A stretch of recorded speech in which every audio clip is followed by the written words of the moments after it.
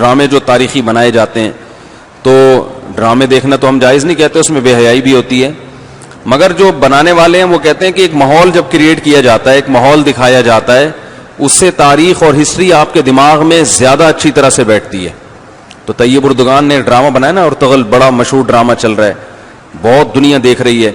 تو میں ڈراموں کو جائز نہیں کہتا، لیکن جو لوگ فلمیں دیکھ رہے ہیں پہلے سے بے حیائی کے کاموں میں پڑے ہوئے ہیں اور غلط چیزیں دیکھ رہے ہیں، تو ہم ان کو کم از کم یہ مشورہ دیتے ہیں کہ یار انڈین فلمیں دیکھنے سے بہتر ہے یا جو آج کل وہ ڈرامے جو ہمارے فیملی سسٹم کو تباہ و برباد کر رہے ہیں، جب تم نے دیکھنا ہی ہے تو کم از کم ایک کم درجے پر آ جاؤ نا، اس کو دیکھ لو. تو اس سے تو پھر بھی بہتر ہے کہ کم از کم تمہیں ہسٹری تو پتہ چلے گی، کم از کم تمہیں یہ تو پتہ چلے گا مسلمانوں کی تاریخ کیا تھی. اور ایسے صرف دعاؤں سے کام نہیں بنا، انہوں نے بڑی بڑی قربانیاں دی ہیں. سلطان محمد فاتح نے بہت بڑی قربانی دے کے قسطنطینیہ فتح کیا تھا، دنیا کی سب سے بڑی توپ بنائی تھی اس نے. اور آج ہماری صرف باتیں توپ ہیں، باتیں ایسی کریں گے جیسے بہت بڑی توپ ہیں ہم کوئی، عمل ہمارے کیا ہیں؟ زیرو. نہ سائنس میں آگے، نہ ٹیکنالوجی میں آگے، نہ مذہب میں آگے. وہ ٹیکنالوجی کی دنیا میں بہت آگے تھے، سائنس کی دنیا میں بہت آگے تھے.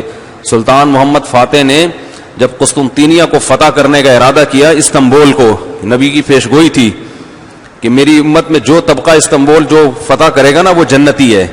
تو صحابہ کے دور سے کوششیں ہو رہی تھیں، اور استنبول میں 1000 سال سے خلافت قائم تھی عیسائیوں کی، اور اسے کوئی فتح کر نہیں سکتا تھا. ابو ایوب انصاری رضی اللہ تعالیٰ عنہ گئے، وہ نہیں فتح کر سکے، ان کی قبر وہیں بنی.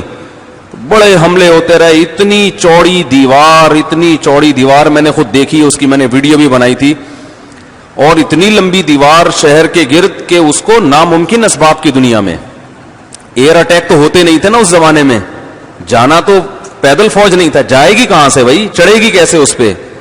سیڑھیاں لگا کے جو چڑھتے تو اوپر انہوں نے گرم تیل گرم ہوتا تھا، اس کے دیگ رکھے ہوئے ہوتے تھے، تو وہ دیگ الٹتے تھے تیل ڈال کے، کوئی چڑھ نہیں سکتا تھا.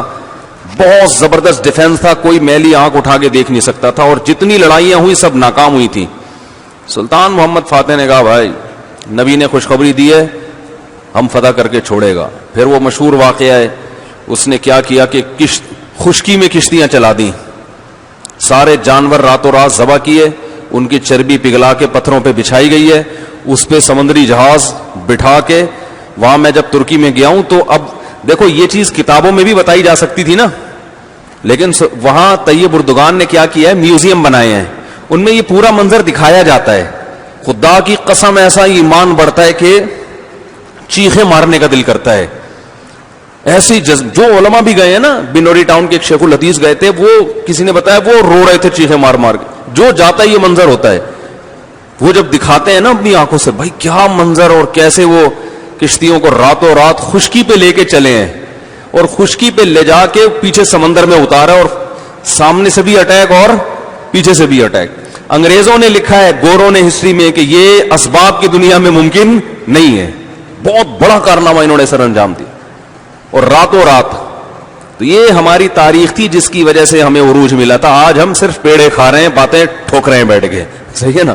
بزرگوں پہ طنز، علماء پہ اعتراضات، ایک دوسرے پہ کیچڑ اچھالنا، فرقہ پرستی، ان چیزوں میں ٹائم ضائع ہو رہا ہے، اور کوئی موٹیویٹ کرنے والا نہیں ہے، کوئی تعمیری کام کرنے والے لوگ بہت تھوڑے رہ گئے ہیں، اور ٹیکنالوجی کی طرف تو توجہ ہی نہیں ہے. یونیورسٹی میں جو لڑکا مذہب پہ چلتا ہے، سب کی بات نہیں کر رہا، ایجوکیشن میں سب سے پیچھے وہی ہوتا ہے عام طور پہ، اسی کی شکایتیں آ رہی ہوتی ہیں. یہ چونکہ نمازی ہے لہذا نمبر سب سے کم اس کے آتے ہیں. نمازی کے نمبر تو زیادہ آنے چاہیے بھائی. جو تبلیغ میں وقت لگاتا ہے اس کو تو ایجوکیشن میں زیادہ آگے ہونا چاہیے. یہ تو ہمارے مذہب کا حصہ ہے. صحابہ کرام نے جو ملکوں کے ملک فتح کیے، اور جو ہمارے تاریخ میں فاتحین ملتے ہیں، سب سے پہلا بحری بیڑا حضرت معاویہ نے بنایا ہے. سمندر پہ سب سے بڑی فوج جو اس وقت اتاری ہے وہ کس نے اتاری ہے؟ حضرت معاویہ رضی اللہ تعالی عنہ نے. اور نبی نے پیشگوئیاں سنا دی تھی پہلے کہ سمندر کی لڑائی ہوگی، اس میں جو شہید ہوگا اسے میں جنت کی خوشخبری دیتا ہوں. اور آپ صلی اللہ علیہ وسلم نے سمندر میں شہید ہونے والے کو زیادہ بڑا شہادت کا درجہ عطا فرمایا. میں نے تو سمندری لڑائی کے فضائل پر احادیث جمع کی تھی, ایک میرا بیان ٹوٹلی اسی پر ہوا تھا, سمندری لڑائی کتنی اہم ہے. نبی کو معلوم تھا میری امت سمندروں پہ بھی چلے گی. سمندر پہ چلنا ٹیکنالوجی کے بغیر ممکن ہے کیا؟ پھٹے لگا کے بیٹھ جاؤ گے اس پہ کہ ملاحوں کو بلاؤ گے یار تم مچھلیاں پکڑتے ہو, 2-4 پھٹے یہاں بھی, وہ بھائی لڑنا ہے اس پہ تو سامنے والا بھی لڑے گا.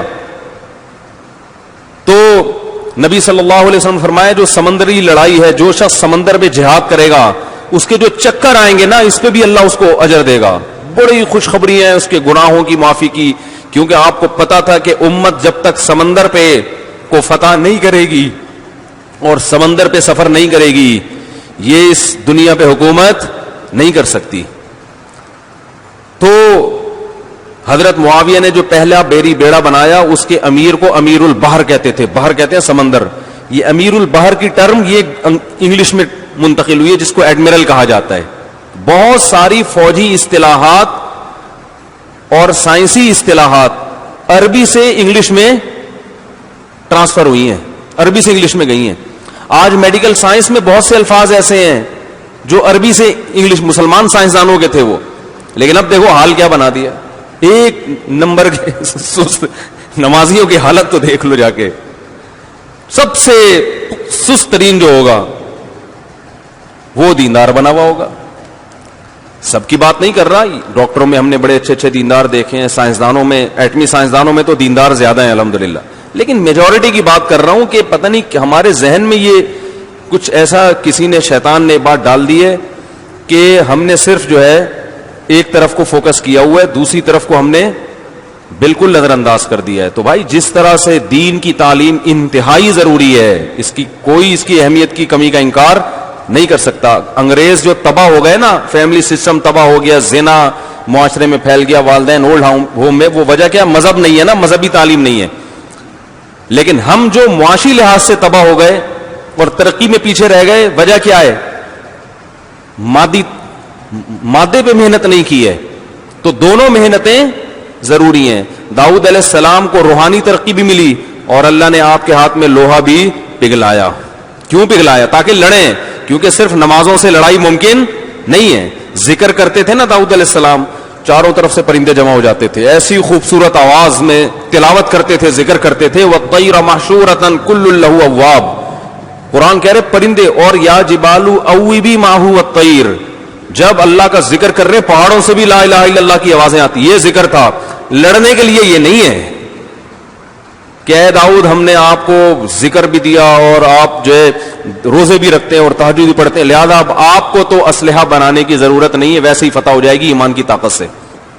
نا نا نا نا نا, زرہیں بناؤ, قدر فی السرد, صحیح ہے نا, کڑیاں بناؤ, فوج تیار کرو. لڑائی کے لیے اصول بولتے کیوں نہیں بھائی, کچھ اور ہیں. تو دونوں چیزیں نہیں ہیں. داؤد علیہ السلام, سلیمان علیہ السلام کے گھوڑے بھی تو تھے, انہیں کیا ضرورت تھی گھوڑوں کی بھائی؟ کہتے میں اللہ کا اتنا عبادت گزار ہوں, میں اسباب اور وسائل کیوں, میں مسلح بچھاؤں گا, دعا مانگوں گا, ملک فتح ہو جائے گا. اور بھائی گھوڑے رکھے ہوئے ہیں, صحیح ہے نا, ان کو پیار کرتے تھے گھوڑوں کو, کیونکہ اس زمانے میں گھوڑا اور ٹینک برابر تھے, بلکہ ہوائی جہاز تھا گھوڑا اس زمانے میں, تو جنگیں گھوڑوں کے بغیر نہیں ہوتی تھی, گھوڑے تیار کیے ہوئے ہیں. تو لڑے ہیں وہ لوگ اور اسباب اور وسائل اختیار کیے. آج ہم پیڑے کھانے والی باتیں کرتے ہیں اور پیڑے کھا رہے ہیں بیٹھ کے, اور سمجھتے ہیں کہ بس یہ قرآن خوانیوں سے اور آیت کریمہ سے مسائل کیا ہو جائیں گے حل. تو یہ بھی ضروری ہے بھائی, وہ بھی ضروری ہے.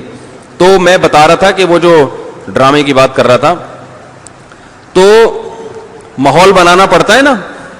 تو طیب اردگان نے کیا کیا کہ کیونکہ جو لبرل لوگ ہیں وہ ایسے ڈرامے, ایسی فلمیں بنا کے نا نوجوان نسل کا دماغ خراب کر دیا انہوں نے. اتنا دیکھو, اب محمد بن قاسم کو بھی لوگوں نے ڈاکو کہنا شروع کر دیا ہے, معاذ اللہ. وہ شخص جو سندھ میں اسلام لانے کا ذریعہ بنا, اگر وہ ڈاکو تھا تو اس سندھ میں اسلام کون لے کر آیا؟ انگریز کہے گا تمہارے تو اسلام, جو بر صغیر میں اسلام آیا سندھ کے راستے سے, سندھ کو تبھی باب الاسلام کہا جاتا ہے نا. بر صغیر میں اسلام کہاں سے آیا ہے؟ سندھ کے راستے سے. پھر پورے انڈیا میں بھی پھیل گیا اور بنگلہ دیش, برما, کہاں تک پھیلا ہے. تو انٹری جو ہوئی ہے محمد بن قاسم کے ذریعے ہوئی ہے. پروپیگنڈا دیکھو, وہ بھی چور, وہ بھی معاذ اللہ وہ بھی ڈاکو, محمود غزنوی بھی ڈاکو. وجہ کیا ہے؟ جس کے ہاتھ میں میڈیا ہوگا نا چلے گی اور سنی اسی کی جائے گی, آپ جو کچھ بنا کے پیش کر دیں. تو طیب اردگان نے کہا بھائی ان کو انہی کی زبان میں جواب دینا ہے, ناول لوگ نہیں پڑھتے, رسالے نہیں پڑھتے لوگ. تو نوجوان طبقہ فلمیں ڈرامے دیکھتا ہے, تو اس نے کہا ڈرامہ بناؤں گا, اور ایسا بنا کے دکھایا کہ آج رپورٹیں یہ آ رہی ہیں بہت سے غیر مسلم مسلمان ہو چکے ہیں. تو میں عام لوگوں کو ڈرامہ دیکھنے کا مشورہ نہیں دیتا, اس میں عورتیں بھی ہیں اور کچھ کہا جاتا ہے, میں نے نہیں دیکھا وہ ڈرامہ, بے حیائی کے مناظر بھی ہیں, لیکن میں ان لوگوں کو جو غلط چیزیں دیکھ رہے ہیں ان سے کہتا ہوں یار کچھ دیکھنا ہی ہے تو پھر ادھر دیکھ لو, جو نہیں دیکھ رہے وہ کچھ بھی نہ دیکھیں, وہ پھر اس کے بعد پھر آگے بھی جائیں گے, وہ یہ دیکھ کے پھر وہ ان کو شوق پیدا ہوگا ذرا فلمیں بھی دیکھیں.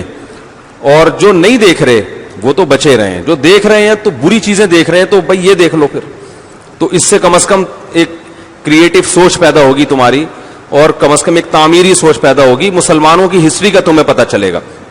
تو اردگان کی سوچ چونکہ یہ تھی اس لیے اس نے وہ کر دیا, اور اس سے بہت لوگ پریشان ہیں اس ڈرامے سے. یعنی اس سے جو اسلام دشمن قوتیں پوری دنیا میں پابندی لگانے کی کوشش میں لگی ہوئی ہیں. ابن تیمیہ رحمہ اللہ کا قول ہے نا, تمہیں باطل کی پہچان نہ ہو نا کہ حق کیا ہے اور باطل کیا ہے, تو دیکھ لو باطل کے تیروں کا رخ کس طرف ہے.